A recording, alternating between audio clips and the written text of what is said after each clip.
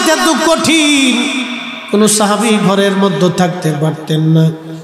সব সাহাবী বের হয়ে ঘরের থেকে মসজিদে অভাব আছে, তুমি কি সেই অভাব পুরা করে দিতে পারবা? বলো কিসের অভাব রে বেলাল বল। বলে হুজুর আগে আজান দিলে নবী নামাজ আসতো, বলো এখন আজান দিলে কি নবী নামাজ আসবে? আবু বকর ডেকে বলেন বেলাল রে তুই কি নবীরে ভালোবাসিস? আমরা কি নবীরে ভালোবাসি না? বলে হ্যাঁ আবু বকর তুমিও ভালোবাসো আমিও ভালোবাসি। তুমি নবীর রওজা শরীফ দেখলে সহ্য করতে পারো, ধৈর্য ধরতে পারো, কিন্তু আমি বেলাল আজান দেওয়ার পরে যখন রওজা শরীফের দিকে তাকাই আমি বেলালের কলিজা ফেটে ফেটে আসে, সহ্য করতে পারি না, ধৈর্য ধরতে পারি না। মদিনা নবীর আশিক বেলালের গলার মধ্যে রশি বেঁধে সারা মক্কার অলি গলি দিয়ে তাকে টানা হতো। ভাই খুব মনোযোগ দিয়ে বেলাল রাদিয়াল্লাহু আনহুর হাত পা গুলি বেঁধে বেঈমানের দলেরা মরুভূমির ভিতরে নিয়ে চিৎ করে শোয়ায়া পাথর চাপা দিয়ে চলে আসছে। সৌদি আরব যারা চাকরি করেছেন তারা আপনারা জানেন প্রচন্ড গরমে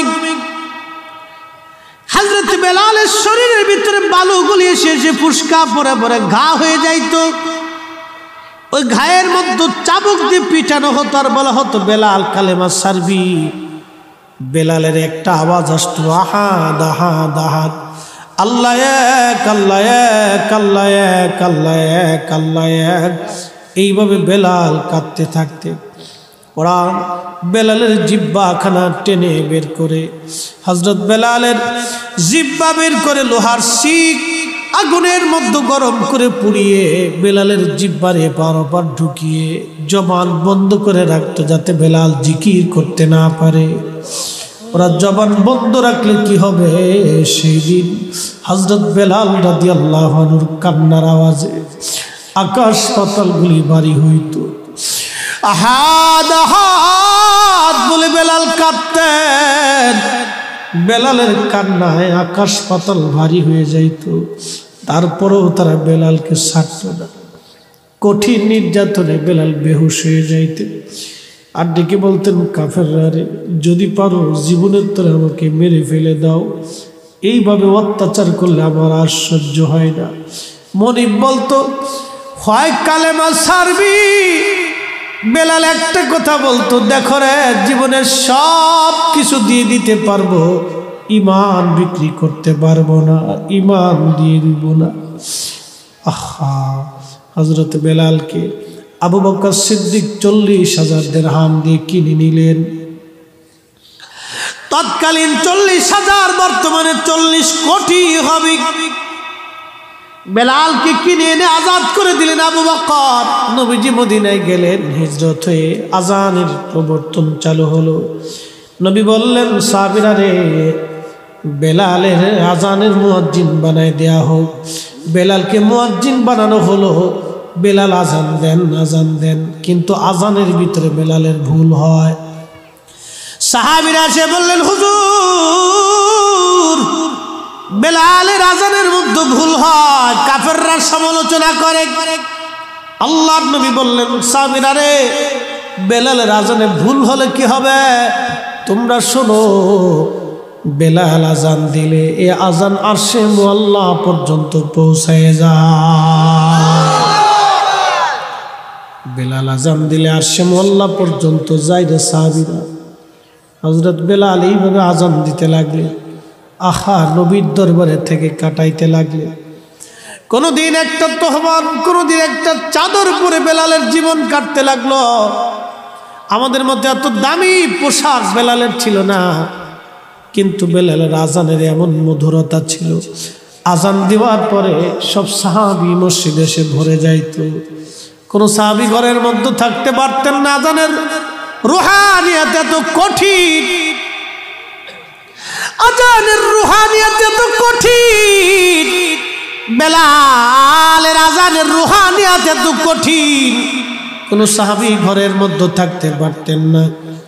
সব সাহাবী বের হয়ে ঘরের থেকে মসজিদে নববীতে আসতেন। আল্লাহর নবীর ইন্তেকাল মোবারক হয়ে গেল, সব সাহাবী পাগলের মতো হয়ে গেলেন। পাগলের মতো হয়ে যাওয়ার পরে হযরত বেলাল রাদিয়াল্লাহু আনহু পাগল পারা হয়ে গেলেন। নবী নাই, নবী নাই, এই কথা সাহাবীরা বিশ্বাস করতে পারতেছেন না, নবী নাই। ছোট্ট একটি গাঠুরি বেঁধে বেলাল আসছে। আবু বকর, বিদায় দাও, মদিনাতে আর থাকবো না। কেন রে বেলাল, কি হয়েছে তোমার, কিসের অভাব বলো, তোমার কি পয়সার অভাব? বেলাল রে, বাইতুল মাল থেকে বেতন ধার্য করে দেব। বেলাল ডাক দেয়, বলেন আবু বকরকে, আমার যে অভাব আছে তুমি কি সেই অভাব পুরা করে দিতে পারবা? বলো কিসের অভাব রে বেলাল, বল। বলে হুজুর, আগে আজান দিলে নবী নামাজ আসতো, বলো এখন আজান দিলে কি নবী নামাজ আসবে? আবু বকর ডেকে বলেন, বেলাল রে, তুই কি নবীরে ভালোবাসিস? আমরা কি নবীরে ভালোবাসি না? বলে হ্যাঁ আবু বকর, তুমিও ভালোবাসো, আমিও ভালোবাসি। তুমি নবীর রওজা শরীফ দেখলে সহ্য করতে পারো, ধৈর্য ধরতে পারো, কিন্তু আমি বেলাল আজান দেওয়ার পরে যখন রওজা শরীফের দিকে তাকাই, আমি বেলালের কলিজা ফেটে ফেটে আসে। আমি সহ্য করতে পারি না, ধৈর্য ধরতে পারি না। মদিনার আমি রওজার পাশে দাঁড়িয়ে দেখছি বহু হাজি রওজা শরীফের পাশে যায় সালাম দিয়ে চলে যায়, কোনো অনুভূতি নেই। আবার বহু হাজি আছে রওজা মোবারকের পাশে গেলে স্থির থাকতে পারে না, চোখ বে বে বে বে পানি এসে চোখের পানি সেরে সেরে কাঁদতে থাকে। ওই কান্না দেখে সৌদির পুলিশ আসে আর হাজিকে তাড়ায় দেয়, হাজি আল্লাহর রূহ, আল্লাহ বেদায়, আল্লাহ শির বলে বলে হাজিকে তাড়ায় দেয়। হাজি চোখের পানি ফেলে ফেলে কাঁদতে থাকে। হাজির জীবনের ইচ্ছা, হুজুর জীবনে কোনোদিন আর আসার সুযোগ আছে কিনা জানি না, আমি হাজি আসছি, আপনি নবীর কদম মোবারকে হাজিরা দিতে আসছি। হুজুর আমি আসছি। হাজি কাঁদে, হাজি কাঁদে। কোনো হাজি কাঁদে না, কিছু হাজি কাঁদতে কাঁদতে পেরেশান হয়ে যায়। বেলাল বললেন, হুজুর আপনিও তো ভালোবাসেন, কিন্তু আপনি ধৈর্য ধরতে পারেন। আমি বেলাল রওজা শরীফের দিকে তাকাইলে আমার কলিজা ফেটে আসে, আমি ধৈর্য ধরতে পারি না, আমি সহ্য করতে পারি না। বিদায় দেন, আমি চলে যাব, মদিনায় থাকবো না। চলে গেলেন হযরতে বেলাল সিরিয়ার দামেস্ক। বহুদিন পরে নবীজি স্বপ্ন গেলেন, সিরিয়ার দামেস্কে যে বলতেছে, বেলাল কেমন জুলুম তুমি আমার সাথে করছো। বেলাল রে আয়, কতদিন হলো তুমি আমার জিয়ারতে আসো না রে বেলাল। বেলাল আয়, আমি নবীর জিয়ারতে আয় রে বেলাল আয়, আমি নবীর জিয়ারতে আয়। কতদিন হলো রে বেলাল তোমার কণ্ঠের আযান শুনি না, বেলাল আয় আয় আয়। একজন সাহাবী কি পরিবারে নবীকে ভালোবাসা দিলে, আমার নবীজি স্বপ্নে থেকে ডাকতে যায়, বেলাল আয়। কি পরিমাণ ভালোবাসা একজন সাহাবী নবীকে দিলে, নবীজি স্বপ্নে ডাকতে গেছে, বেলাল কতদিন হলো তুমি আমার জিয়ারতে আসো না রে বেলাল আয় আয়, আমি নবীর জিয়ারতে আই রে বেলাল। বেলালের মতো আশিক যদি আমরা হইতাম, এ দুনিয়ায় নবীর দেখা পাইতাম, এ দুনিয়ায় নবীর দেখা পাইতাম।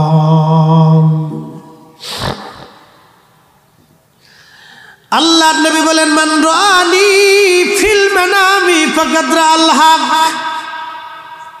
স্বপ্ন যদি তুমি আমাকে দেখো, বাস্তবে আমি নবীকে দেখছো। কারণ আমি নবী নিজে আসি, ছবি আসি না, আমি নবী নিজে আসি। বেলালকে নবী স্বপ্ন দেখলেন, আসো, কতদিন হলো তুমি আমার জিয়ারতে আসো না রে বেলাল, আয়া আমি নবীর জিয়ারতে আইসো রে বেলাল। সাহাবী নবীকে কি পরিমাণ ভালোবাসা দিলে, একজন সাহাবী নবীজি তাকে ডাকার জন্য গেছে, আয় কতদিন হলো আমার জিয়ারত। আমার দেশে বুকে হাত বেঁধে নামাজ পড়ে একদল, এরা বলে নবীর রওজা শরীফ জিয়ারত করার নিয়ত করা বেদাত হারাম। নবী বলতেছে বেলাল আয় জিয়ারতে, নবী নিজে ডাকে আসো। সাহাবীকে নবী ডাকে জিয়ারতের জন্য, আসো বেলাল। নবীর জিয়ারতের জন্য নবী ডাকে উম্মতকে, আর উম্মত এসে বলে বেদাত।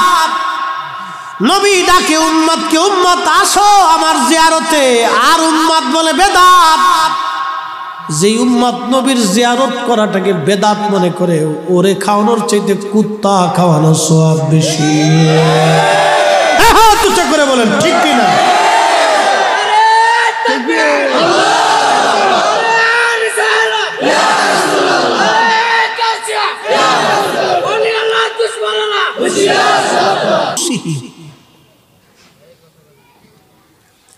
হাবিব আপনি বলেন আমার বান্দারা বহু পরিমাণে গুনাহ যদি করে নিজের নফসের সাথে, লা তাকনাতু মির রাহমাতিল্লাহ, আমার রহমত থেকে যেন নিরাশ না হয়। ওয়ালা ইয়াগফিরুজ যুনুবা জামিআ, আমি তার জীবনের সমস্ত গুনাহগুলি আমি আল্লাহ মাফ করে দেব। সুবহানাল্লাহ বলা যাবে? এই মিলাদুন নবীর তাবারকের দলিল নিয়ে যান, আমি দলিল আপনাকে দিব, বিবেকের দলিল, সবচেয়ে বড় দলিল।